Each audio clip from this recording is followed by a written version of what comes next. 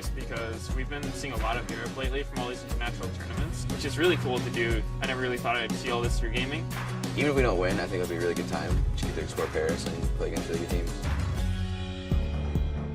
I think last season, all the other teams were basically a lot weaker. I don't think we were nearly as good as we could be last season.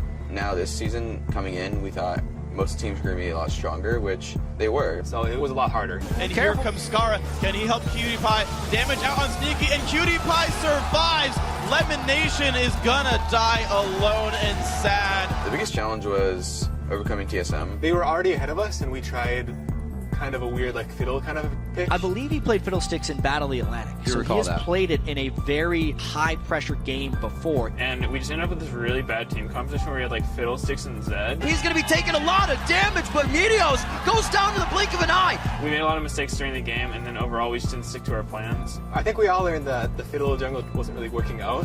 An amazing game, Team Solo Mid, going to take sole possession of first place over Cloud9. When TSM had the lead overall, it didn't feel too bad because we know that we don't have targets on our back anymore. When you're first place, it's easy to get complacent, and it's hard to like see where you need to improve on. But when you're second, you're always you know you're doing well, but you're not doing the best. So it's just a lot of motivation to keep getting better. You always take each game one game at a time, and regardless of whatever your score is, each game is important. We didn't actually notice we were on a winning streak until we had like 10 games won or something. You guys are now on a 10-game winning streak. Do you feel a little disrespected at all by the fans because you guys have just been at the top, but no one's really noticing? Thinking about that kind of thing, like that you're on like a streak, is a good way to kind of like let it go to your head, become overconfident, and throw.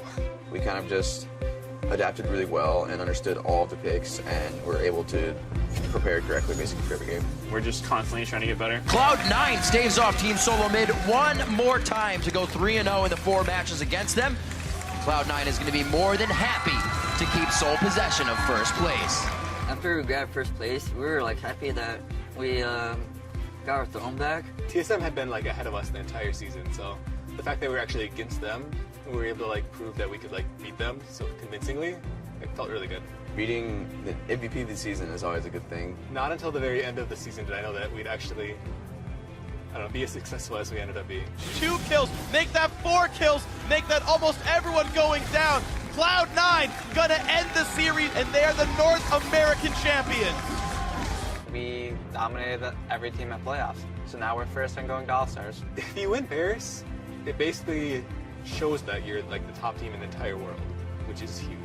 If we do well, we can say, oh, NA is the best, and if we do bad, everyone will say NA sucks. So there's a lot of weight on our shoulders, and we'll give it our best. I'm excited to also play all the best teams in the world. We get to go get more international experience. It's going to be really cool because we're going to get to play SKT, who for the longest time has been the best. Well, since we last spoke, Hai had an injury, his lung collapsed, so we have Link subbing in from CLG. We wanted Link over the other mid laners because they almost have the same playstyle.